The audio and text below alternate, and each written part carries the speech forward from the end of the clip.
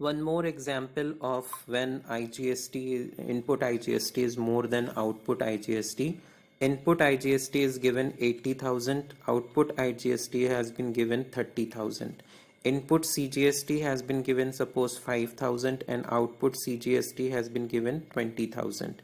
Input SGST is given 5,000 and output SGST is given 20,000. So we will start with the writing of or setting of.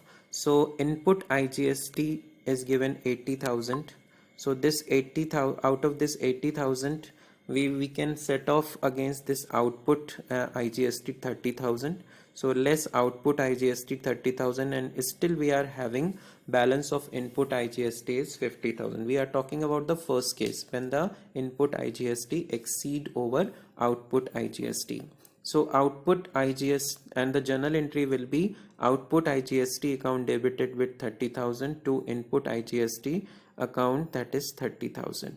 Now still 50,000 balance is left. This 50,000 balance of input IGST will be set off against output CGST and output SGST as the case may be. So first of all, output CGST is given 20,000 and we have a balance of 50,000 as we have seen. So only 20,000 can be recovered from output CGST. So this I have shown, less input IGST 20,000. So balance of output CGST become nil. So in this case, because output CGST is totally consumed in writing off or setting off input IGST, so input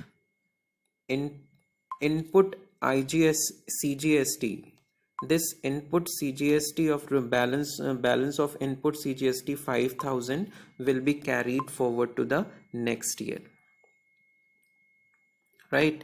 And the balance of input IGST is, we have 50,000, out of 50,000 20,000 has been set off, still 30,000 remain.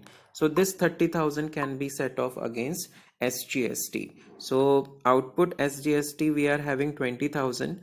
So we can recover, although we are having a balance of 30,000, but we can recover from SGST is only 20,000 because output SGST is available only 20,000. So balance of output SGST become nil. Now again input SGST of 5,000 will be carried forward to the next year, and still IGST balance is left of 10,000. Then this is still not set off because no output remain. So this is also carried forward to the next year. And for the journal entry, for this journal entry is output SGST account debited to input IGST account 20,000. This is comprehensive understanding about setting of input GST against output when the case is case number 1, that is input IGST is exceeding over output IGST. Now I'm taking the case 2 when the output IGST exceed the input IGST, means output IGST is more than input IGST. In such situation, first of all, entry for adjusting IGST will be passed. So output IGST account debited to input IGST account. Thereafter this is the case 2 when the output IGST is more than input IGST. So first of all we will set off input IGST against output IGST, and whatever second step what we will do, we first set off input CGST against output CGST. Input SGST will be adjusted again against output SGST. So the second entry will be passed. This is a combined entry or compound entry for the two for setting off of input CGST and SGST against output CGST and output SGST. Now third, what we will do thereafter, whatever the excess we are having in output IGST will be first adjusted against input CGST, and the balance, if any, will be applied for input, for writing of input SGST. So the journal entry will be output IGST account debited to input CGST to input SGST, and whatever the balance that will be paid off to bank. It can be understood by the example I have given. This is an imaginary example. Input IGST is given 20,000 and output IGST is given 80,000. This is the second case. We are taking the case when the output IGST is more than input IGST. So first of all, we will write off the input IGST. Output IGST minus input IGST, we are having a still balance of output in IGST is 60,000, and the journal entry is output IGST account debited to input IGST account 20,000.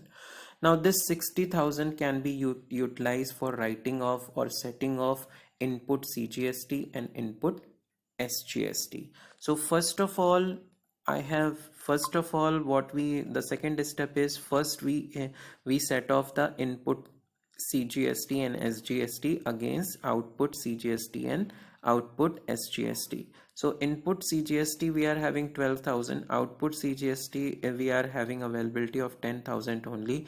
Still input CGST balance left with 2,000.